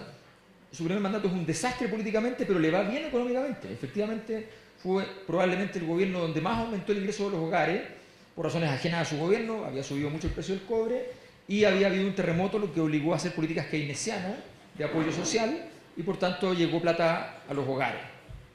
Pues bien, entonces la gente recordaba el gobierno de él como un gobierno próspero, pero políticamente inaceptable. Lo detestaban. ¿Qué es lo que pasa después? La incapacidad política, esto ha pasado todas las veces en la historia, la crisis del 29 y el surgimiento del fascismo, qué sé yo. La izquierda no es capaz de tener un proyecto, no es capaz de cruzar el río y hacer cosas interesantes, no es capaz de decir, mire, sí, efectivamente esto es una ruptura y yo quiero proponerle lo siguiente. La nueva mayoría es una propuesta meliflua, solo un ejemplo de las 6 frases que articulaban el proyecto educacional de Bachelet, que era el corazón de la reforma. 4 no tenían sujeto, verbo y predicado. ¿Ya? Era un texto que no tenía que decir nada realmente. Y luego en su gobierno ella se desdice y retrocede. Luego surge el Frente Amplio y lo más provocador que hace el Frente Amplio desde su fundación es pedir que se baje el salario de los parlamentarios. Eso es lo más radical que se propone. Entonces, frente a eso, tú no tienes ninguna respuesta, la derecha astutamente plantea este tema de que Chile se va a convertir en Venezuela con la izquierda lo único que dice, no, nosotros no somos Venezuela, ¿ya? Y punto. Y entonces no hay proyecto, y frente a eso entonces la gente dice, bueno, si no hay proyecto, lo único que me queda es que por lo menos alguien traiga dinero y yo pueda mantener esta bicicleta de la deuda andando, porque es la única forma que tengo para vivir, porque la derecha decía una cosa muy simple. Tú le decías, ¿y cuál es tu modelo? Tanto que me preguntas a mí por mi modelo, y te decía, abre la ventana y mi modelo está allí. Y en la realidad siempre pesa mucho más. Y por tanto, ese es el factor fundamental por el cual se fue a buscar de nuevo a Piñera, pero él entendió que era una apoteosis del neoliberalismo y solo era la última oportunidad. Bueno, gracias a todos por haber aguantado hasta